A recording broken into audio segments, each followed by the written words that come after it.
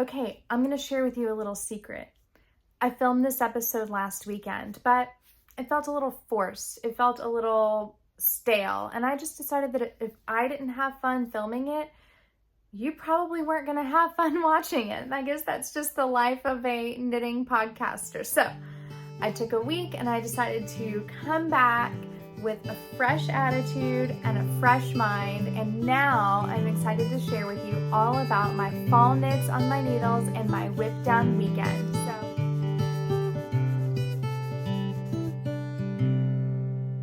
Hey, I'm Haley, and you have stumbled upon the Knit Weekend podcast, which is really just my space to nerd out about all things knitting and fiber. I think everybody in my daily life got really tired of hearing about it. No, they're very supportive. I'm just kidding.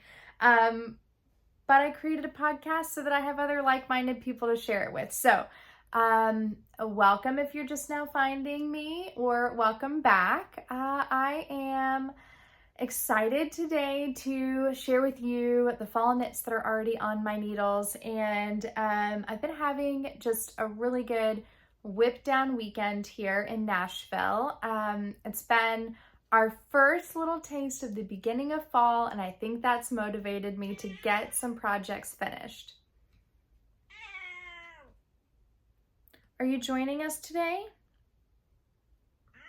One thing I should probably mention if you've not watched before is that we do have a co-host on this podcast, and that is Sweet George Brown. She is my 8-year-old Burmese cat, and she's kind of roaming around just out of view of the camera. So if you should hear a couple meows, maybe some purring in the background, if you have your earbuds on, then you are not going crazy. There is a cat in the room.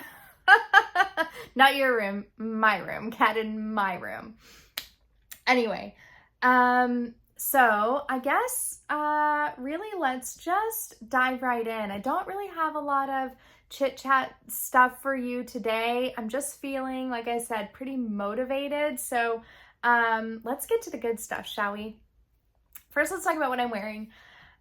This is one of my all-time favorite knits. This is my Roadtripper tee from Ozetta.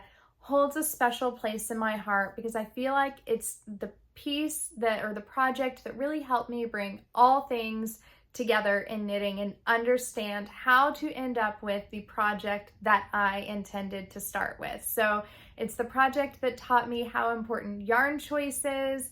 It's the project that taught me how important gauge is, and I really focused on those things. I have knit this in the intended yarn, which is Rerum Natura Ulysses, and this is a semi-woolen, is I think how they phrased it, merino yarn. I've knit mine in the color Poivre. So unlike your sort of, 4 or 8 ply merinos, this is a more rustic merino yarn. It creates a really lovely sort of fabric with some leg to it, right? It's not very drapey. But I think it is the perfect yarn for this pattern, and Ozetta is really known for that. She's very focused on yarn choice, which I admire, and she's introduced me to a lot of the more rustic side of the yarn spectrum and really kind of was my gateway to that world. In this project, I remember, I think I knit 5 swatches for this thing. My personal gauge is quite different from Haley's personal gauge, so it often takes me several swatches to get it right. And this one, I really worked hard to get the exact gauge the pattern called for. And I think I did a pretty good job. I may have just been off by like 1 row, but my stitch count was definitely spot on. I think this is one of her more underrated patterns, if you ask me. I think her Miles Tee and her Lakes series are much more popular, but this was an early pattern of hers, and I thoroughly enjoy wearing it. Knitting it was fun too. The kind of unique detail about this pattern is this button band, which is knit simultaneously with the front of the yoke. So you don't go back and pick up this button band. You do pick up the collar, but not the band. And then it's just a simple raglan detail. Other than that, pretty easy construction. And Haley is a similar size, body proportion to me. By the way, I'm not referring to myself in the third person when I talk about Haley. I'm talking about Haley of Ozetta. And so I knew exactly how this had the potential to fit if only I could realize it. And yeah, I think I did. Super, super happy with this pattern. So anyway, I decided to wear this, but now looking at the WIPs that I have to share with you, I'm really questioning that decision because you're gonna notice a kind of camouflage color theme happening. And if it's your first time watching, you're gonna think that I don't knit in anything except neutrals. But you know, it is what it is. Fall is coming and browns are in for me this fall. So anyway, let's move on to finished objects, which I said I wasn't going to have in this episode originally because the last episode was my finished object episode. But like I said, really put some steam into my needles and got a project wrapped up this week. Actually, I've got a couple. I'll show you. They're in various stages of finishing. The first one that I'm going to share with you, this is knit in Noro. And this is the Noro, I don't know if it's pronounced Hanui, Hanui. Hanui, it's Hanui. So I know how to spell it, I don't know how to pronounce it. This is a 100% wool yarn in their typical unique spinning style, which is more or less a 2-ply. But it kind of looks more like a single. I've dissected their spinning style a little bit, and it looks like 2 strands of pencil roving on a 2 strands of pencil roving, like very lightly spun into looking like a single. So this is a really unique and special yarn. It is from a farm located in New Zealand. So it's a single source farm yarn, and they do have it in a number of natural colors. It can be a little on the pricey side, but I had a great find. I went to Cincinnati with my aunt in February to visit my friends Sherelle and Lauren. And I ended up picking up 3 balls of this. They're 250 grams each. They were 30% off, and I found a $50 gift card in my purse that morning, just completely coincidentally. So I decided this yarn was meant to come home with me, and it has been knitted up into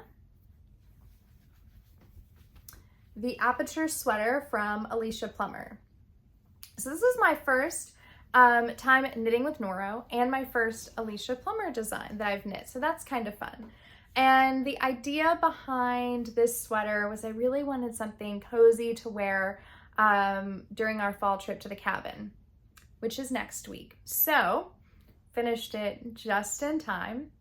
The Aperture sweater is originally designed in the Noro yarn, so I am using the intended yarn for this pattern. It is knit at an 18 stitch gauge. Listen, I'm not going to get into a lot of pattern specifications. If you've been here before, you know that I don't go too heavily in that, but I do like to tell you why I've chosen the yarn for the pattern. And that matters for this. This yarn is incredibly soft, and in knitting up my swatches, I could tell that I thought it was going to pill pretty easily. I don't let that deter me from using a yarn. Pilling is just kind of the natural thing that happens when you knit with wool, but there are some things that can help reduce that pilling, and one of those is knitting it on a little bit of a tighter gauge. So the yarn recommended I think it's 16 to 14 stitch gauge. Yeah, 16 to 14 stitch gauge. And this is knit at 18. So knitting that a little tighter will hopefully help reduce the pilling over time.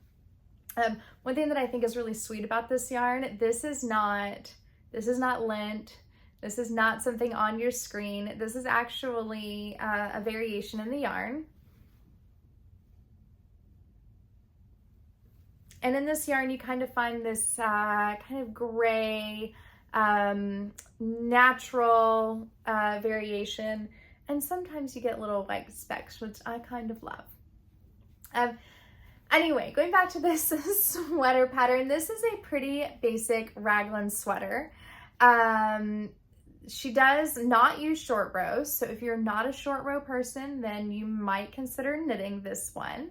The back, you can tell the back is a little bit higher than the front, but it does not involve a short row construction. It involves starting flat, doing a bit of shaping, and then joining in the round for the neck. So I decided, though, I was gonna make a couple modifications on this pattern, and that has to do with this lovely roll neck.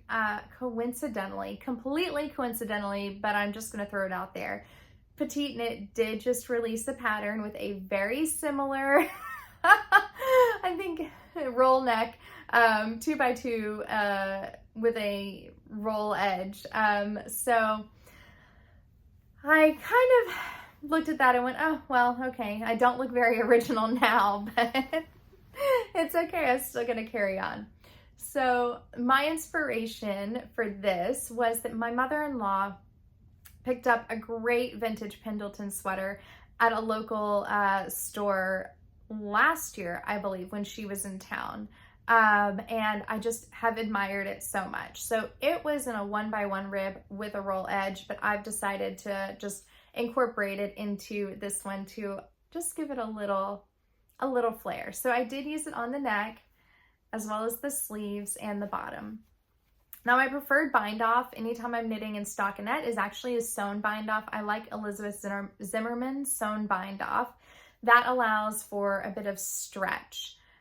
So you can use it on garter, you can use it on stockinette, and instead of just a, regular stitch over stitch bind off, it allows you to have some additional flexibility in the bind off. It's really simple. All you do is go into 2 stitches purlwise, pull your yarn through, then go into the first stitch knitwise and pull that stitch off.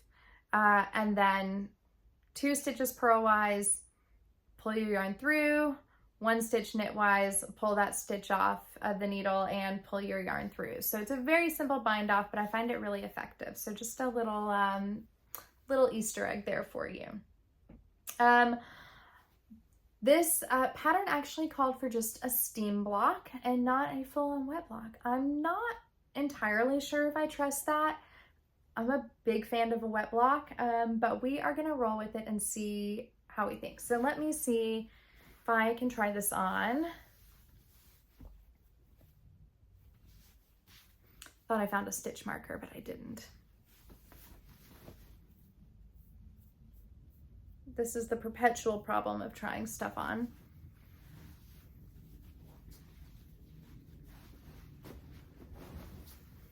Anyway, so it is just a pretty basic cozy sweater that I think will be really lovely with jeans for the cabin and throughout the fall. The yarn is just absolutely delicious. It feels very, very soft, very luxurious, and I'm really looking forward to wearing it. I think the neck was a good choice. The original pattern, I think she does suggest a folded over collar, and I love a mock neck. I love having the back of my neck kind of covered. It just makes me feel very comfortable. So anyhow, that is my finished object for this week. Every time when you try on a finished object, and you just always find that end that you forgot to weave in, don't you? This has been on my needles since probably, well, no, I know exactly when. Good goodness. We're gonna, hold on, let me have a minute. Okay, this has been on my needles for, I think, 5 weeks. Now, I will say that it shouldn't have taken 5 weeks. It should have probably only taken about 3, but I took a couple weeks off from knitting altogether because I just wasn't feeling the motivation in the heat of summer, and dove into some books that had been on my bookshelf for too long before going back to this sweater. But put the pedal to the metal and got it done before our trip. So I will definitely be taking that with me. As a side note, I'm also excited to take my artist shawl. So I looked at the weather for a trip to Michigan next week. The first part of the week we've got like highs of 75. But there's one day, the last day on the 10-day forecast, that shows wind and highs in the mid-60s. So keep your fingers crossed for me that after midweek, I'm gonna get some sweater weather so I can wear my artist shawl and my newly finished Aperture sweater as well. Speaking of shawls, this is not the first time you have seen this one. You saw this back in May, possibly April. I have since frogged it and started over entirely. So this is, let me make sure that I show you the correct side. And it's not a finished object because you can tell I still have ends and I also have to add tassels. This is the Amren shawl from Locitelli. I always want to get tongue-tied on that one.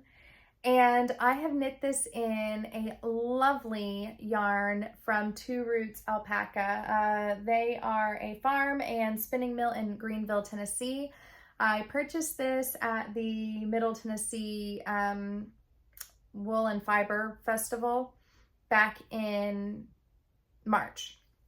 So this was a really interesting yarn, and I do think that I found a project to do it justice.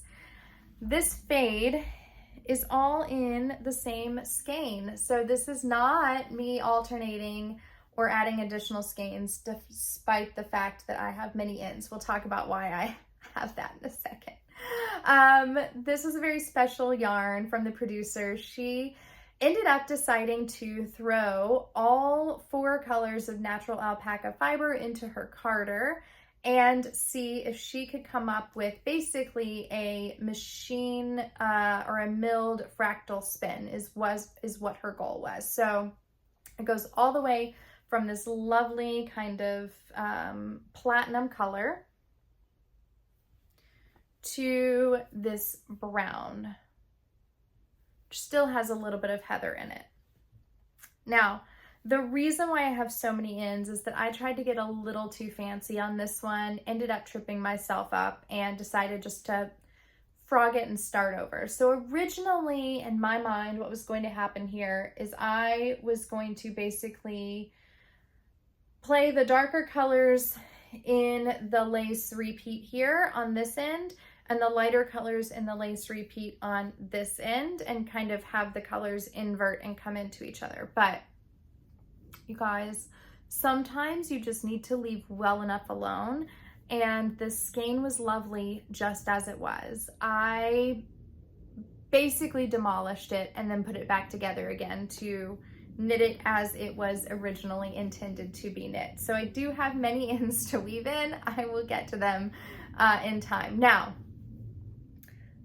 I will say the other thing about this pattern was that I did have a really hard time getting in the rhythm of the increases. I don't know why, but the increase rows just really kind of, I wasn't vibing with them on the first go around. So on the second go around, and my stitch count was just like crazy off every time. So on the second go around, I decided to take it a little bit slower. I thought I'm gonna be a little smarter, and I actually wrote out what the stitch count would be after every set of increases. It's my only real complaint about this pattern is that you only got the number of stitches once you finished, I don't know, like 12 4-row repeats. So I didn't know what the stitches would be at the end of each 4-row repeat, and there were enough 4-row repeats required before the next lace segment that you really had an opportunity to be quite off in your stitches, which if you've knit lace, you know you cannot be off in your stitches. That is not an option. It just does not work. So I did all the math and knew at the end of every 4 rows how many stitches I should have, and I was slow and methodical, and I counted them at the end of every 4 rows, which I think was the right decision. It allowed me to maintain the correct stitch count throughout the project, and I managed to get it done. The lace repeat is obviously a very simple repeat. It's just, I think, 8 rows. Makes a little lovely floral motif. The other thing I should warn you about on this pattern Bless you. It's Sunday, the whole family's home, so it's my husband sneezing. The other thing that I should warn you about on the pattern, the designer says in the notes at the beginning of the pattern that this should be a pattern only for your longest skeins of yarn. That is 100% accurate. I have reserved some of the lighter color for my tassels because the designer does say you need about 30 yards for the tassels. But I ran out of yarn at the very end. So you have 2 lace repeats here at the end, and I ran out of yarn in this skein after the first repeat. So I have 1 repeat that is a different yarn. Can you tell? It's a pretty close color match. It holds a bit more yellow, where the original yarn holds a bit more gray. So it's a little bit of a warmer brown than the original yarn, but it was as close as I could get. And I think once I block it out and once I add the tassels, it's gonna be a bit more camouflage and you're not really gonna notice that much. Luckily, I happen to have had a whole sweater's quantity worth of Istex Tinny, I think it is, which is a kind of rustic merino yarn that I thought was a pretty decent match. So just be warned, if you're going to pick up the Amren shawl, make sure you really do use it only with your longest skeins. And the other thing that I can't really figure out is, how are we styling asymmetrical shawls? This is my first asymmetrical shawl, and I just really, like, I can't quite, like, how do we do it? How does this work? What are we doing? How does this shawl function? Is it this? Where do you start? Somebody tell me how you wrap an asymmetrical shawl, please. Oh, goodness. I'm at a loss for this one. I've spent some time in the mirror with it, and I don't know how to work this one. This one has kind of baffled me a little bit.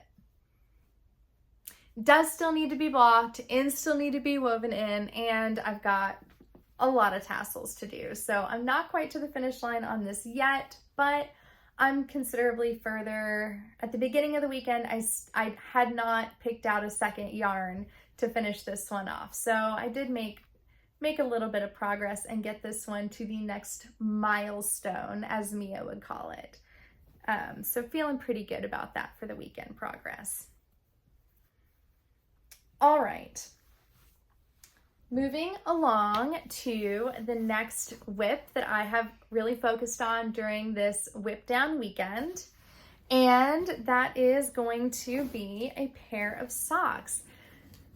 These are also part of my Lonely Skeins project, which, if you are joining us for the first time, I kind of threw out in January that one of my big goals this year was to deal with all of the kind of older skeins of yarn that were laying around in my stash that I hadn't really cast on, that had just been left over from projects or been souvenir skeins or just kind of lingered way too long. So I kind of put it out there that if anybody else wanted to join me on this Lonely Skeins project for the year, that you could do that on the hashtag Lonely Skeins Project or in my email. And then it's going to go through the end of September, and then I will announce a winner and send a prize in October. So that's the plan. Now, I did take a social media hiatus for 3 months of the Lonely Skeins project, so I have not maintained this knit along like I should have. But at the end of the day, I figure what's most important is that you are actually working through those skeins if it's been stressing you out like it has been me, and you're having fun with what you already have in your stash as opposed to buying more yarn. So anyway, that's the Lonely Skeins project. You can find it on Instagram. Please also make sure not just to use the hashtag, but also to tag me in the photo, because lots of times on the hashtag, I cannot see it. So if I haven't liked your photo, that means I probably haven't seen it, so make sure to tag me so that I know that it's there. And that way you'll be entered to win the prize, which I have yet to announce. I have 2 ideas and I have to decide which one I'm going to pursue. Anyway, back to my WIP. So this is,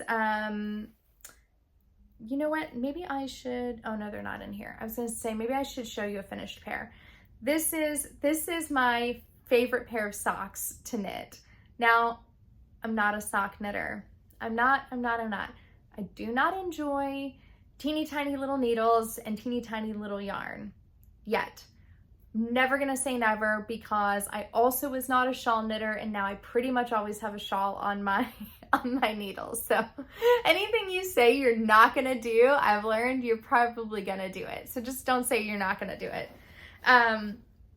But anyway, what I do love, going back to my comfort zone, is the socks from Ozetta that are all knit up in Lettlopi. She has a whole collection of socks knit up in Lettlopi, which is an Aran weight Icelandic yarn.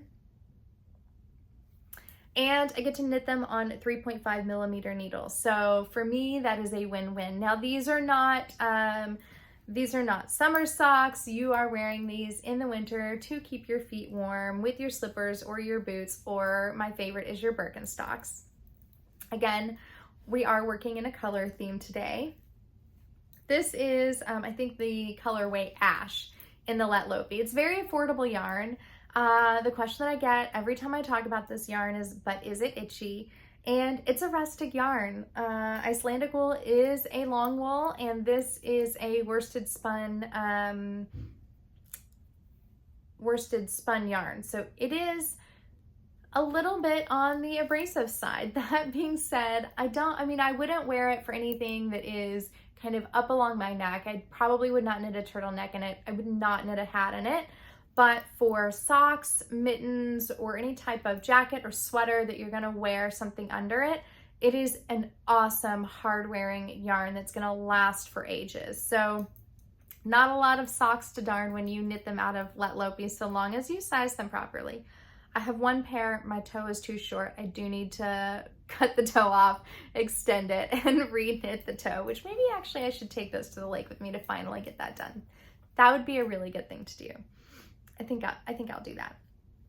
Anyway, these are the camp socks, and it's just a very vanilla sock with a heel turn, heel flap and gusset. Which is really the only heel type that I've ever knit, because I've only ever knit Ozetta socks, and she uses that heel construction. And you will notice I do have still the rolled edge on the cuff, which is kind of fun. I just now realized that goes with the other theme. And these socks I am actually knitting for my stepmother. She is coming to the lake, to the cabins with us for the first time. And every time I have kind of a new person come to the cabin, I like to knit them a pair of socks so that their toes stay cozy, because it can be damp and it can be cold, especially in the fall. So anyway, on these, what I like to do is actually knit them basically simultaneously. I don't like to say 2 at a time, because that gives the impression that I'm knitting 2 socks on the same pair of needles, but I'm not. I just work a section and then switch to the other sock and work the same section. This, for me, is the best way to make sure that the socks are the same size when I have enough yarn to do that. So if I have multiple skeins of yarn, then that's what I tend to do. So all we have left on these after this weekend's WIP down are the toes. We are headed to the lake next Saturday, so in 6 days, but I feel quite confident I can get the toes done within the next day or 2, get these blocked, and then she will be warm and cozy. And I'm super excited to share the experience of the cabin with her, and also gift her this pair of socks, bring her into the family tradition of the cozy cabin vibes. So those are the 3 projects that I focused on in my WIP down weekend. I just was feeling, and I think part of the reason why at the start that I mentioned I had filmed this podcast last weekend and just it felt forced and it felt stale. And I think it was just that I had too many WIPs that were going nowhere fast, and I just didn't feel great about my progress on any of them. Not that you all are holding me to any type of progress, nor am I holding myself, but you know, when you've got the same projects and just nothing is moving, it in general starts to feel stale. So I just decided kind of Friday, I worked on the sweaters, Saturday I worked on the shawl, and today I've worked on the socks, and that's how the WIP down weekend has come together. So if you have too many WIPs, highly recommend a WIP down weekend. You know what, if you could catch it on a long weekend, you'd be even in better shape than I am. So I do have one more WIP, and this one is a biggie. It's been in hibernation since the end of July. But now that I've had my kind of WIP down era, I am gonna head back into this project and take this one with me to the lake. So first let's talk about the yarn. Hold on, it's down here in my bin. First we can talk about the yarn. The yarn is another one that's super special. This is a yarn that was on my bucket list, my yarn bucket list, and I had back when we cast on our artist shawls, had a little Zoom and knit with the gals who we started that project with. I'm not gonna call any of them out for abandoning the project and not finishing it. I'm not calling you out on that. But anyway, I'm just kidding. Do I get bragging rights because I'm the only one who finished it? Oh, none of them are ever gonna talk to me again. But at the time I mentioned that this was a yarn that I really wanted to try, and they were like, listen, you better hop to it because they are retiring, and once they do, you will not be able to get that yarn. So I pounced on it. I bought the yarn that night. And this is Blackberry Ridge, which if you're not familiar with this, Blackberry Ridge is a woolen mill out west. Where? Is it west or is it the upper Midwest? Okay, in my head, there's like several states that this woolen mill could be located in, but I'm almost feeling like it's Minnesota now that I'm talking about it. In any case, that's neither here nor there, and I'm not going to go down that rabbit hole at the moment.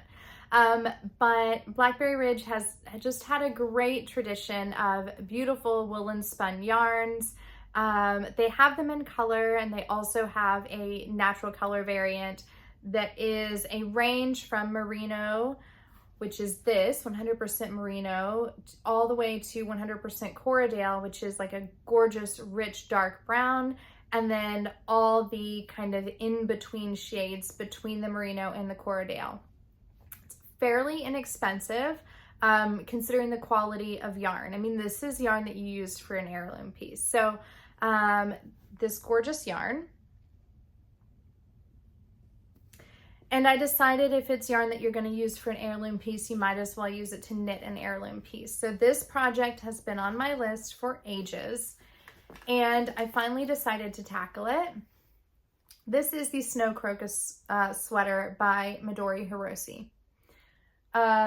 This is an all-over cable sweater with a very interesting construction. Oh my gosh, for a second, I thought I had a giant yellow stain right here, but it's actually the square on my viewfinder on my camera. So if you saw that moment of panic, oh, this one has been in the bin for what, 2 months, hence the accordion sleeve that's happening right here. And I just thought, oh my God, what happened? But it's okay. She's all good. I do actually have some stains, and I don't know how to deal with that. I did a sort of block when I finished the first set of cables because I was concerned that the yarn was a bit too holey, and I wanted to see how it would bloom with the cables. Incidentally, the swatch for this is just in stockinette, not in the cable pattern. So I really couldn't judge how the cables were going to come up. And I just decided, rather than swatching the cables like a sane person, I was just going to willy-nilly cast on. So that's what I've done. Let me put my bin back on the floor. Get it out of my lap. So anyway, this is a really interesting construction, and it is started at the neck, and then you work the sleeves and then the body. Now this is actually how I choose to knit sweaters, but the difference between this and other sweaters is generally you split for a sleeve, or you're knitting the front and knitting the back and then joining for the armhole, right? So this one, you don't do that. I'm not going to go any more than that because it is a paid for pattern, but basically I am at the first milestone, or at the next milestone of the pattern, that I am ready to work on the body. So I need to reacquaint myself with it. So far, I'm very pleased. The modification that I have made is to the sleeves. This pattern has a quite dramatic balloon sleeve with a very long cuff, and I have decided to opt out of that. And I've just done a pretty standard cuff and a standard sleeve. We can put it on and take a look.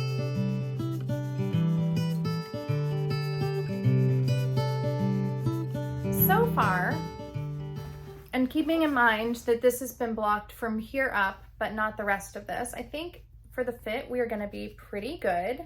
I'm imagining the sleeves are gonna grow a bit, probably both lengthwise and widthwise once those cables relax.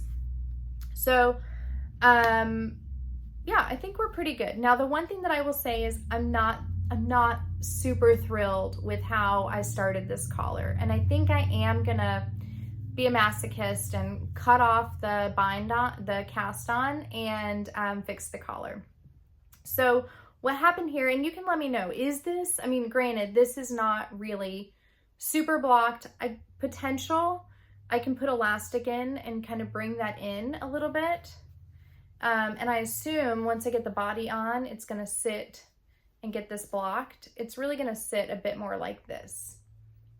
So take a look at the pattern and then let me know what you think about this collar. So here's what I'm thinking. Can put elastic in it to pull it in a little bit. That's definitely an option.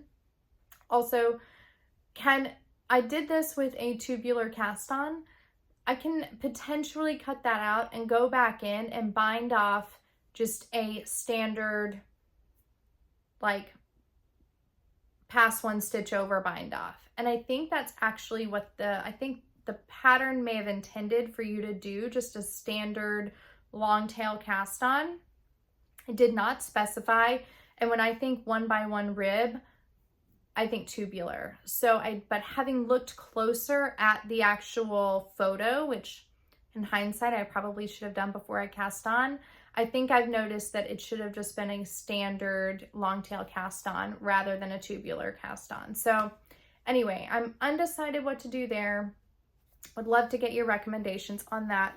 But otherwise, I think we are moving along pretty well. Granted, keep in mind on the fit, guys, I do have on a pretty thick top under this right now, so it looks a little tight, but I think that that's all gonna change once I have a proper undergarment on with it. Also, you can kind of tell really a lot here that the fabric does have a nice bloom once it's blocked. So anyway, that is the Snow Crocus. Thoughts on this pattern so far? Other than the thoughts that I just shared with you, I just gave you like 20 thoughts. Where am I going with thoughts on this pattern so far? Oh, goodness. Anyway, one other thought on this pattern, that's a far better way to phrase it. One other thought on this pattern is this is my second Midori Hirose pattern that I've knit, and my ranunculus, I felt the same way. I do feel that these patterns are a bit wordy and leave me reeling a bit at first read. So I'm used to more of kind of the Nordic style of pattern writing or the American style of pattern writing. The Nordic is like very minimal. They give you a framework and you kind of figure it out as you go.